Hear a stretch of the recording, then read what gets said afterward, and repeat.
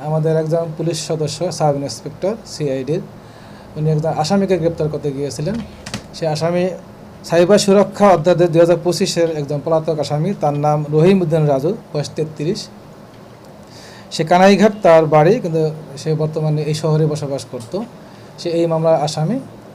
তো বর্তমানে এই মামলা যে ভিকটিম, তার সাথে তার একটা ইলিসিট সম্পর্ক ছিল, আমরা পরবর্তীতে জানতে পেরেছি। তো গতকাল আমাদের এই অফিসার এবং ফোর্স যখন তাকে গ্রেপ্তার করতে যায় আপনাদের শহরের সাগর দিঘি পাড়া, তখন তাই সে হুন্ডার উপরে ছিল। তো আমার পুলিশ কনস্টেবল প্রথম তাকে ধরে, পরবর্তীতে আমার সাব ইন্সপেক্টর ধরে। পিছনে ছিল আমাদের এসএমপির পুলিশ।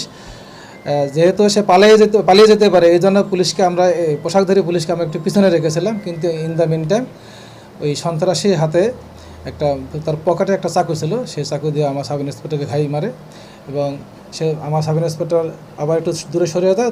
তারপর তাকেও আবার দৌড়ে এসে ঘাই মারার চেষ্টা করে। এটা ভিডিও ফুটেজ আছে, আমরা সংগ্রহ করেছি। এবং তাকে রাত্রে আমরা অভিযান চালিয়ে আধুনিক তথ্য প্রযুক্তি যে সিস্টেমগুলো আছে আমাদের পুলিশ হেডকোয়ার্টার, সিআইডি হেডকোয়ার্টার, তাদের তত্ত্বাবধানে এবং তাদের সহযোগিতা নিয়ে আমাদের সিলেট মেট্রো, এসএমপি এবং সিলেট মেট্রো এবং সিআইডি